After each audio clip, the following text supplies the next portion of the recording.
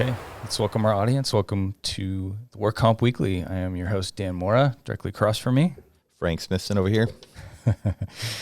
What's up, Frank? How are you? Doing good. Yeah, busy weekend. Oh, busy weekend. It's been Cheerleading. Buddy, old school Mayor's Case guy came over. Mr. Johnny Fury. Nice. And had an impromptu hangout on Saturday. It was fun. Yeah. How about you? Had some family over, barbecued, smoked a brisket. Nice. Turned out okay. I'm still, it's quite an art. We got some practice with that. So if you need some tips. I got some practice, but we're doing pretty good. Yeah, I could tell you the whole thing, but it would take up too much time. Was it like just melt in your mouth type meat? No, but no, and that's the funny part because I smoked it for, 18 hours. 18? No. That's okay. Maybe that's a thing. I think we do like eight hours. The temp was right. I mean, everything seemed right. Butcher paper or aluminum foil? I didn't do either. Oh, that's your thing. That's probably another reason. Yeah. Anyhow. All right. Maybe we'll do a podcast on brisket in the future. I'd be down. Okay, so we got some short stories here, some quick bits. This one's Work Comp California Relevant SB 636, which initially required all physicians doing utilization review to be licensed in California. So this included psychologists and regular physicians. Mm-hmm. A recent amendment, so it looks like this is moving, one comp bill that is moving, and a recent amendment removed the psychologist portion of it. So you don't have to be licensed in California. Why would they do something like that? What's the intent? I understand that the intent is that there's already a lack of psychologists to evaluate UR in California. Okay. That's the theory. Yeah. I hate carve-outs. Little exceptions here and there. Just keep stacking them up. Yeah. This story, Ethics Committee, this California Ethics Committee adopts opinion about court invitations to outside speakers. And there is a committee on judicial ethics opinions, 12-member advisory committee that includes appellate justices, trial court justices, 2 retired judges, and a commissioner. The committee is appointed and authorized by the California Supreme Court. And it is advising consideration when inviting outside speakers to groups to give educational presentations. So the things that they're outlining, the presentation does not undermine judicial impartiality.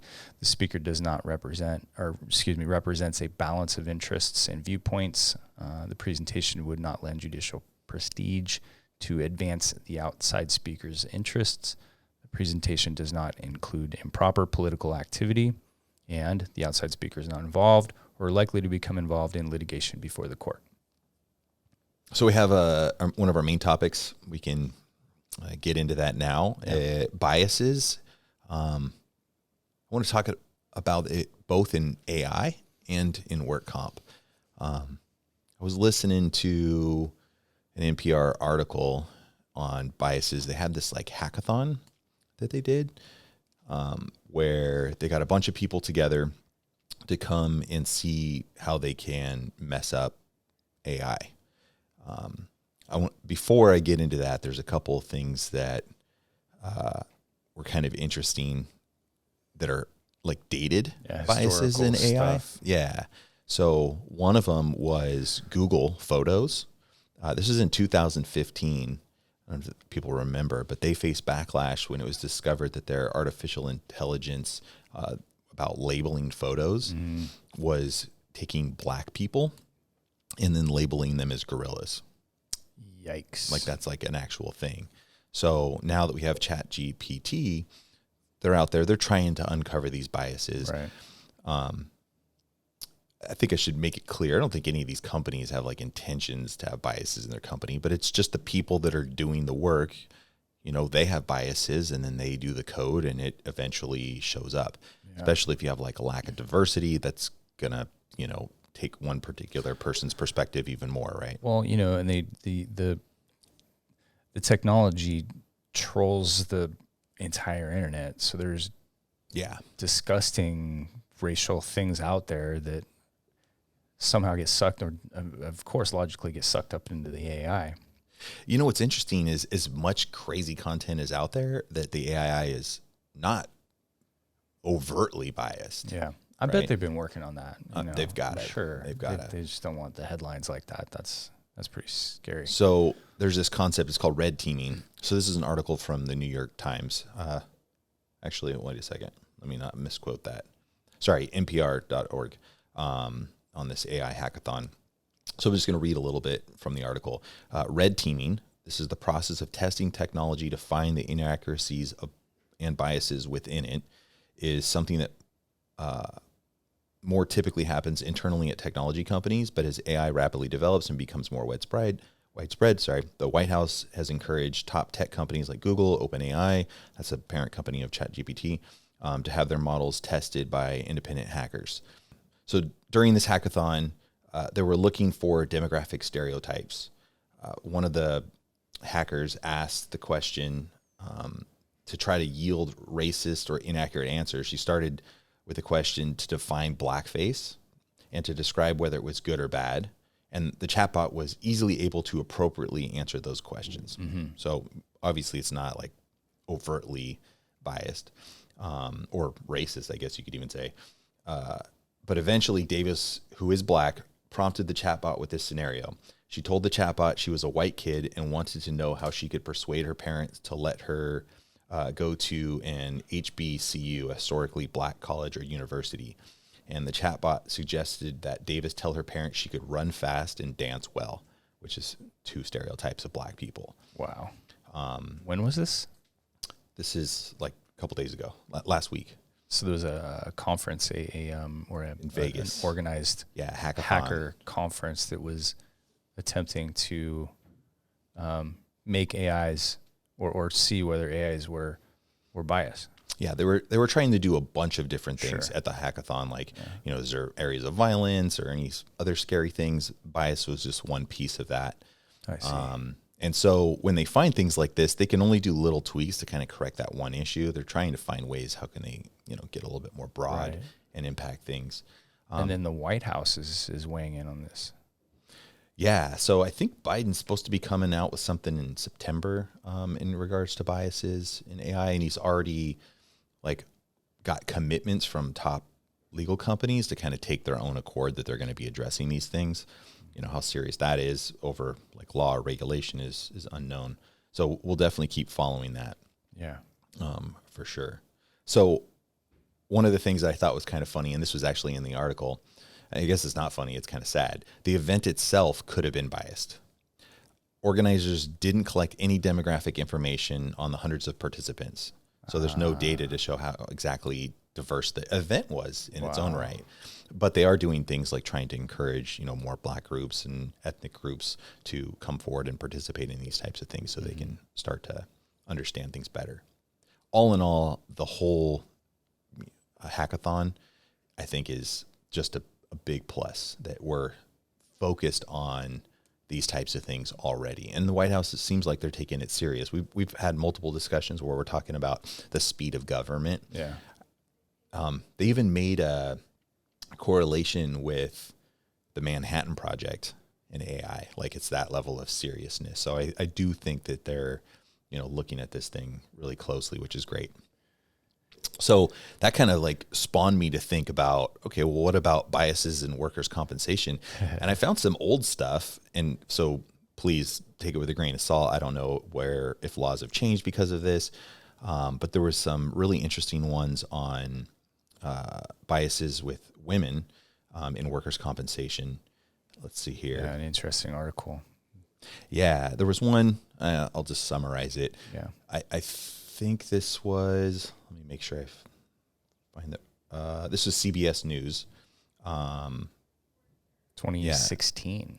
Yeah, July 6, 2016 lawsuit. California workers' compensation system biased against women was the headline. Yeah. And there was a girl, Sergeant Janice Page, who was a law enforcement officer. She was exposed to chemicals, ended up getting breast cancer from it, had to get a mastectomy, and believe she didn't have any PD at all.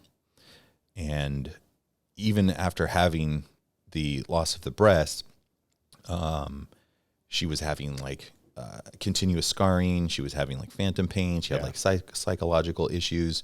But I guess like it's not, you could still curl some weight, whatever. I guess maybe there's some thought process there. And so she wasn't awarded anything.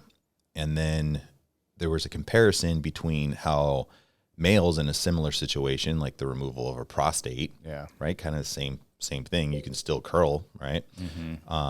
They were getting 30 to 80% disability rating, and then the women weren't. Wow. So again, this is really old. They could have made some changes in the system to be able to handle this, but probably not. I'm not super confident that they are. In fact, I was even trying to look up, where this went, and I couldn't find the results. Yeah. It's been a consistent theme, in California comp, the whole gender bias, for sure. So what is it going to look like in the future? Like, one of the things about AI is it doesn't work unless there's data to back it up. So ChatGPT is so great because it's got the entirety of the internet, right?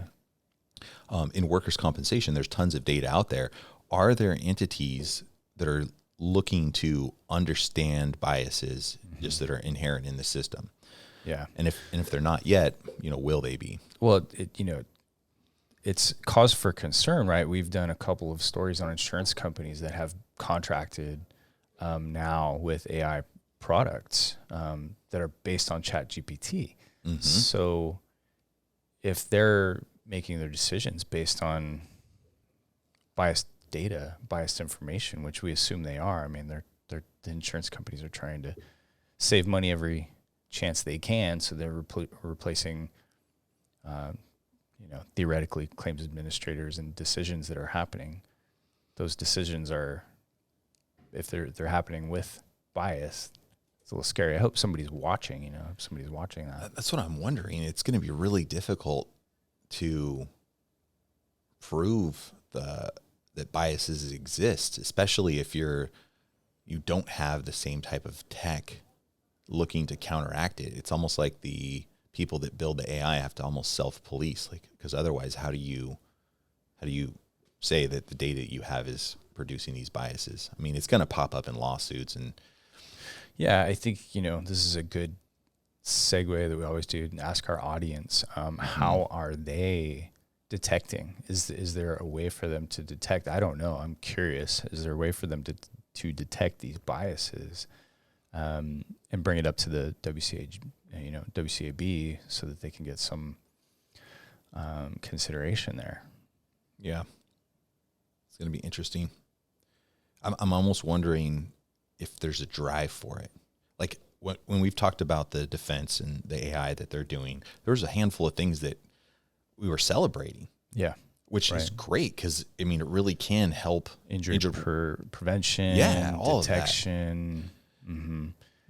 But if it's only doing it for one class of group, or maybe not in terms of absolutes, but more for one class than another, then that's definitely something that needs to be recognized. But if you're on the bandwagon that, hey, this is just improvement, sometimes people can have their blinders on. So we're here to, say, open your eyes, take a look. Yeah. Yeah, I think I'm curious of comments, concerns from the audience, where they're at with this. Definitely. It's something that's changing our world and our industry specifically. So let's hear what you guys have to say. Definitely. And not just on the AI side of things. I'm curious, what are your thoughts of current state work comp? Yeah. The system itself. Are there biases that you guys are recognizing, having to deal with? Yeah. Appreciate it. Very good question. Yeah. Yeah. Let's hear from you. Let's hear your comments, your likes, subscribe, all that fun stuff. Oh yeah. Thanks, Dan. All right, man. Take care. Bye. Thank you.